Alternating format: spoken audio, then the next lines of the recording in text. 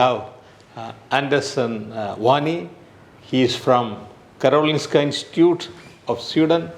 The Karolinska Institute, as Professor Mvipula has said, decides the Nobel laureates, and he is one of the greatest virologists, clinical virologists, and he is here to help us, help the Institute of Advanced Virology, Kerala University of Health Sciences, and thereby the state of Kerala in tackling the issues of viral problems.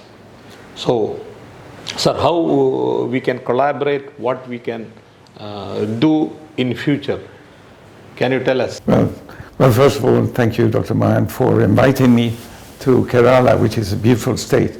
And also, I'd like to congratulate you for this Institute of Advanced Virology, which is very, very impressive to see how you managed to build these buildings and also populate them with excellent scientists just in 2 years.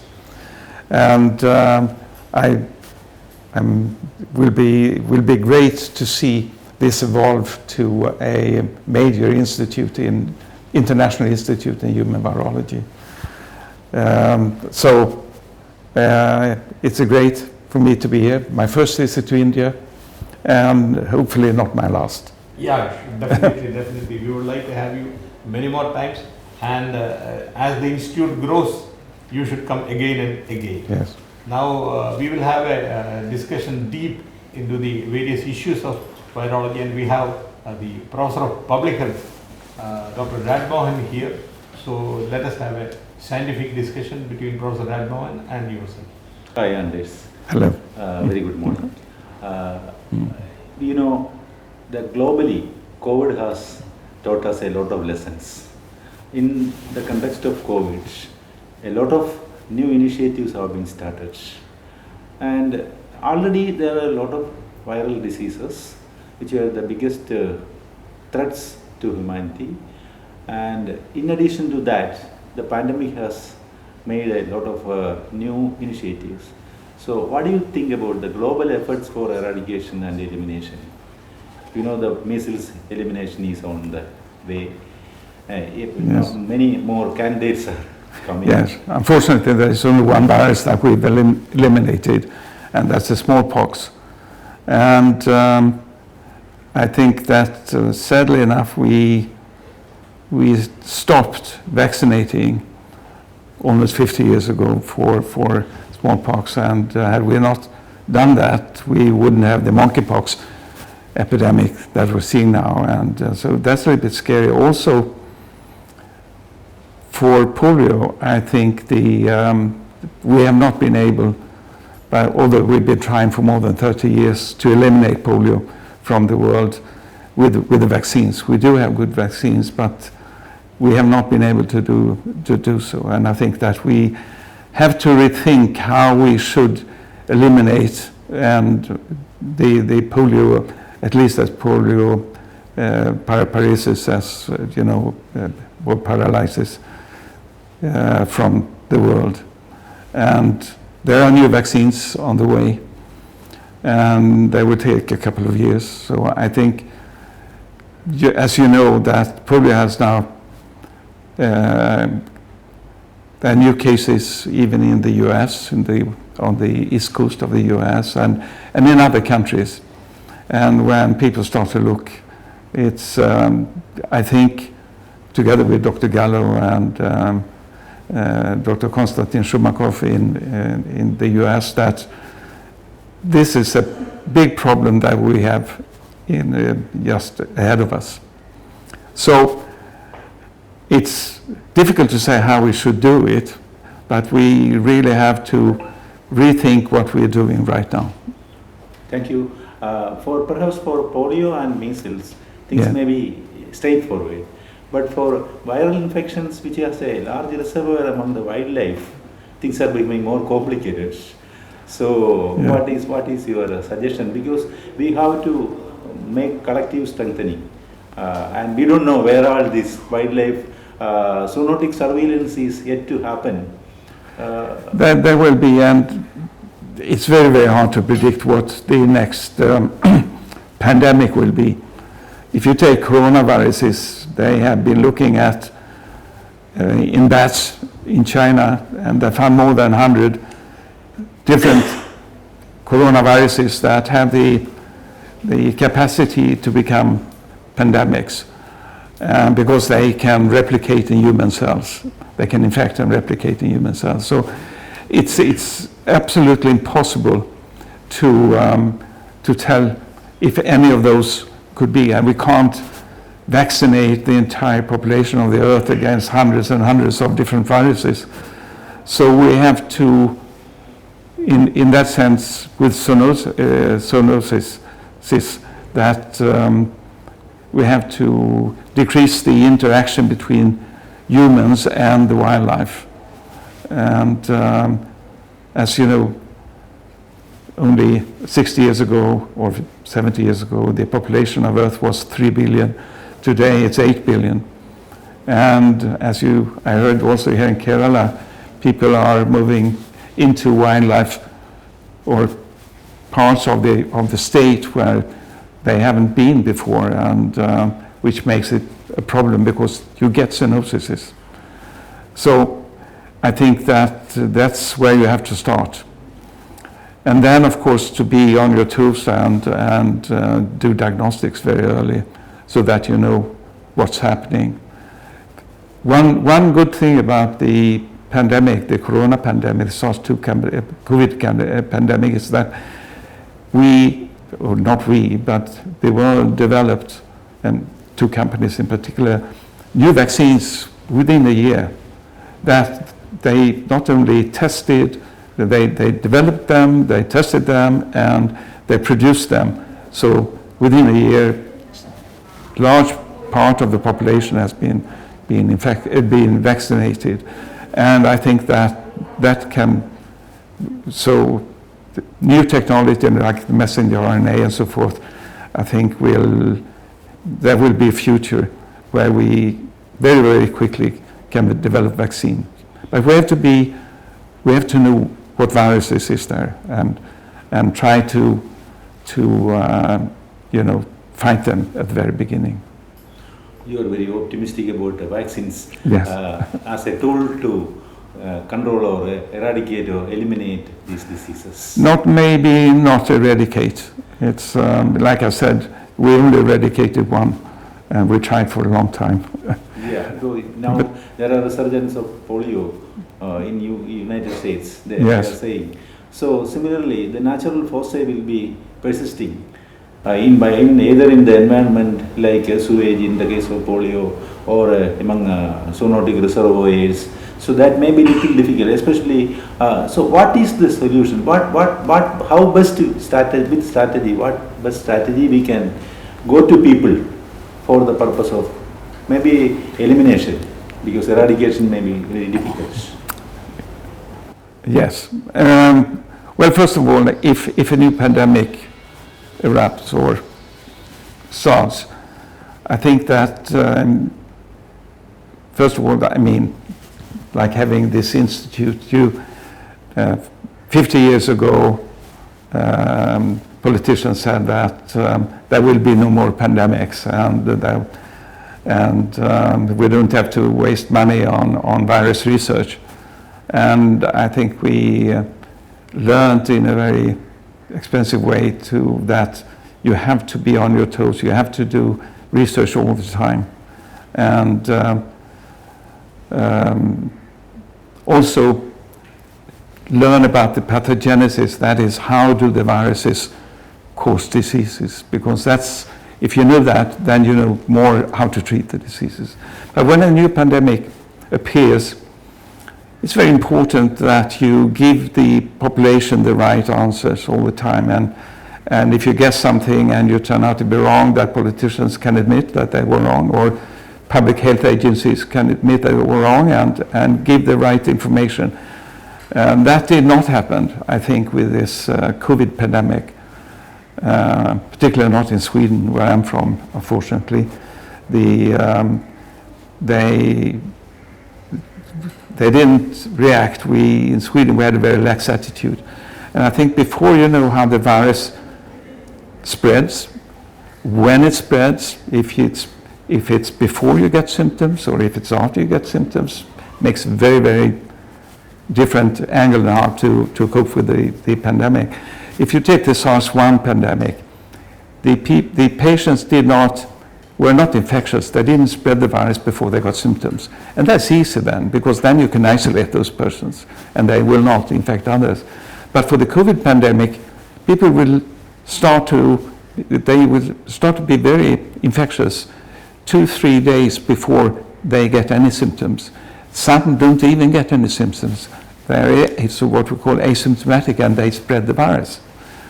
And before we know that and how and for COVID, it's definitely airborne. But in the beginning, the authorities, even the CDC said in the US, said that this is not an airborne disease, it's just a droplet disease.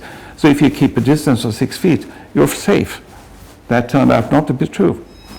So learning about the virus, and before you learn how the virus infects and spreads, you should take action and be careful.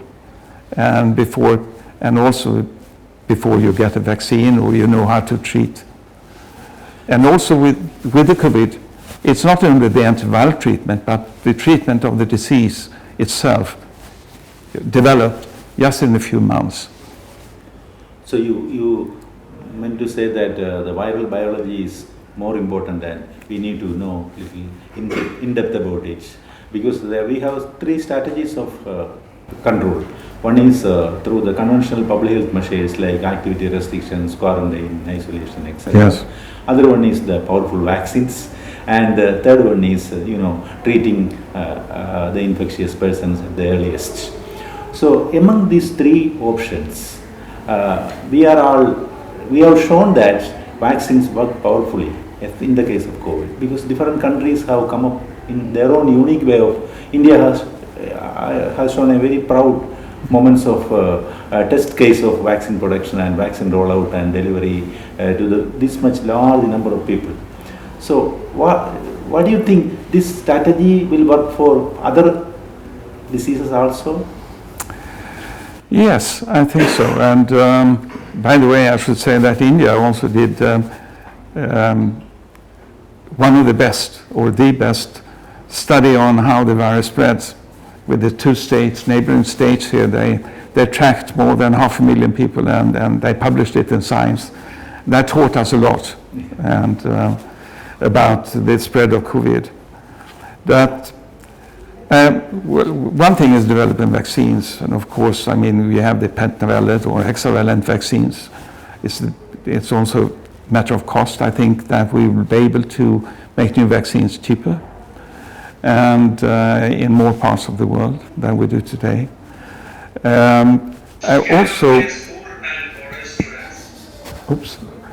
Also, I think that we will have better antivirals, and maybe antivirals that will have an effect not only on one particular virus like we have today, but more general antiviral effect. And then one third thing, which particularly Dr. Gallo and Dr. Konstantin Shumacek in the US have been advocating, and that is trying to stimulate the innate immunity, the unspecific immunity. For instance, for coronavirus, they're extremely sensitive to interferon, which is one of the parts of the innate immunity. And the coronaviruses are so sensitive to interferon that they have more than half of their genomes is there to make make a stealth mechanism so it's not detected by the immune apparatus to induce the innate immunity. So so for instance, they advocated using oral polio vaccine to everybody. So that's sort of a general antiviral treatment, if you like. So I think that's really, but be careful. The first few weeks of pandemic are the most important ones. You have to be doing the right thing then. So the preparedness and the capacity building happened to address these issues different countries have been strengthened the law texts. And now coming to the origin of the virus, can I ask you one question? Because a lot of concern is still prevailing about the origin, whether it is a natural origin or it was. What is your opinion, sir? Because a lot of students ask me this question. Yes. Well, I can tell you only what I heard and what I read. And there has been a lot of papers now, and I believe them, that it is absolutely true that this was not a virus constructed in a laboratory in Wuhan. This was from the wet market, and it comes from bats through another species, and people now even know about which booths in the wet market it appeared, and they have done an excellent epidemiological study. So we can certainly, I would say 100% rule out that this was man-made virus. Okay, sir. COVID, in fact, brought a lot of political upheavals also. You know that, and there are certain countries could control it within a very short time. For example, Korea and China also, they could control it in a very fast time. And now there are little resurgence, but still this disease is controlled. But US had to pay the maximum dividends. So do you think whatever information coming from these countries are true, or we have to take with a little pinch of salt? I don't know with that. I mean, I think I shouldn't judge other countries what they do, but there are other countries like Taiwan that did extremely well. New Zealand, for instance, also Australia, but there are islands, and it's somewhat more, easier to control the virus. But then again, I mean, what they did, they reacted quickly, and by doing that, they save a lot of lives, because then we learn how to treat the patients and to save the lives of patients, and we also get time to develop new antivirals and vaccines. So there's a lot to learn about how they managed, and they're doing well, even if they now get infected, but now the population is vaccinated. Maybe the new Omicron variants are a little bit less pathogenic. We don't know that really, because most of them that now get infected with the Omicron variants are vaccinated. So it's less of a problem today than it was 2 years ago. So I think that true picture may be different in different places. It is. If you take Scandinavia, for instance, Sweden, like I said, had a lax attitude. We didn't do any lockdowns or anything, whereas our neighboring countries that are very, very similar in socioeconomics and in everything, they reacted differently, and they had lockdowns. For instance, in Finland, when they had cases in the Helsinki, they sealed off that entire county, so you couldn't travel from that county to the other parts of Finland for a couple of weeks. And they tried, and today we can see what happened. Sweden, about 10 times as many people per capita died from COVID in Sweden than in our neighboring countries. So, and did they lose the other countries economic-wise? No, they did not. They did even better. So I think we have to learn a lot. I hope Sweden learned a lot. We had a commission, but the politicians, we have an election just in 2 weeks, and they are not talking about the COVID pandemic, I can tell you, not the government parties, nor the opposition parties, because I think they were equally bad in handling it. So what is your lesson to India, sir? Because our surveillance system is not that efficient as in the United States or advanced countries, but we are trying our level best to reporting of infectious diseases, especially the pandemics and emerging diseases. I think you did quite well, and so I think that you should learn from the countries that did not do that well, because I think you should learn from mistakes. And so there are many countries that made mistakes. So those are the ones really to really look at. And also, of course, look at the ones that did well. So there is a general feeling that a lot of controversies about innate immunity and how it works in the case of COVID. Why you think African countries as a belt are protected, or is it due to African regions? Okay, African are they regions. really underreported, or is it because of some innate immunity? Well, I couldn't judge whether they're underreporting. I don't think they do, but I think then again, you know, there are other infections that could stimulate the innate immunity in African countries that helped to protect. We also know that vaccinations with BCG, if you countries that did that they fared better in the pandemic, because most probably because of the innate immunity that was triggered. In Sweden, we stopped vaccinating again BCG probably 50 years ago or more. So I'm safe. I was vaccinated. Sir, I won't take more time. Now everybody is worried about the post-COVID situations. Yes. You know, it is not only the organ-specific or targeted system problems. There is a lot of generalized asthenia. There is a lot of psychological issues. So, what is your advice, sir? I think, first of all, I don't think the psychological issues maybe, but I think, first of all, there are sequelae from the damage from the acute infection, obviously.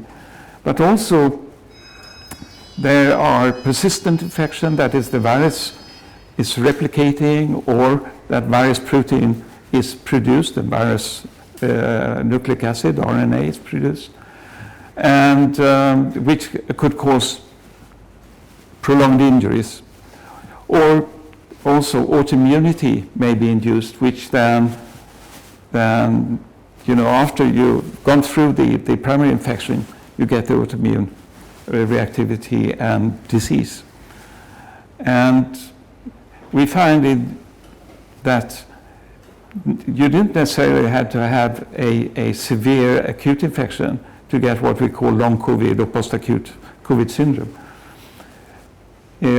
So you could have a mild infection. I had a colleague who had a very mild primary infection and then got brain fog and also a paralysis in the lower leg, which is not uncommon. So I think there are different types of diseases that you can acquire afterwards, not only the sequelae, as I said, from the acute infection, but you have changes in the brain, and brain fog is a real thing. It's not a psychological thing. It's a real thing, and you can measure it. Also, when you get paralysis, of course, that's a real thing.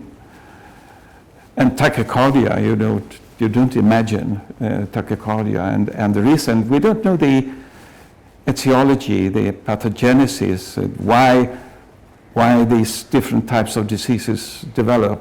And it's important for us now to do those studies. And I think here in southern India is an excellent part of the world where one could do very, very good studies on this.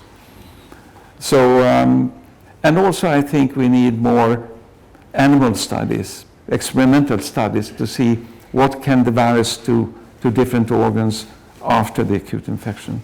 So, but first of all, I think it's very important that we recognize the post-COVID syndrome or long COVID as a real disease or real diseases for the patients, because we don't have the patients by saying they're just imagining what their problems. In fact, a lot of research is going on about the immunobiology of post-COVID problems, especially the miss in children. And have you identified any markers so that we can signal certain deterioration or ongoing pathological progress? There are markers, but then again, since the etiology, we don't know the etiology for each one of these types of diseases, that we don't have any distinct lab things we could do. But there have been suggestions. For instance, look at the subtypes of the immunoglobulin. But then again, I hope we will find out. And if we find out how this happens, we can also treat. We're better apt to treat and maybe prevent. Thank you, sir. Now, Kerala, last question, because now more diseases are being reported, like monkeypox. You know, Yes. monkeypox has become a problem of concern, not only to India but also to UK and other countries. Then other new diseases. We have hand, foot, mouth disease, which we call the tomato disease. A lot of new items are coming. So, what do you think about the surveillance platform, or a global surveillance platform can be made efficient? Because there is no point if the disease is same, organisms are spreading, and in Kerala has a lot of vulnerabilities, like international travel, then high density of population, deforestation and associated ecological changes. So how a global, because this global virological network is mostly, I don't know, I may be wrong, concentrated on mostly on viral infection and biological studies. But more than that, we need to study about the environmental changes, social determinants, because for control, that is the ultimate solution. What is your opinion on that, sir? Yes, of course, that's beyond my expertise, of course. But it's interesting you were mentioning this, because during the COVID pandemic in Sweden, we formed a group which we call the Science Forum COVID-19. And we were about 40 scholars. But among them were, psychologists, historians, economists, and also religion historians. So and ethicists. So and then different types of medical expertise. And I learned a lot by discussing. We had a Zoom meeting once a week, discussing various angles of the pandemic. So yes, I think that scholars from different parts and with different backgrounds should meet and discuss. Thank you very much, sir, over to our honorable VC. Make the panel. Thank you, Anders Swan. It was an excellent insight, excellent discussion and insight into the pandemic. Thank you so much. And thank you, Professor M. V. Pirla. Thank you, Professor Nora. And thank you very much.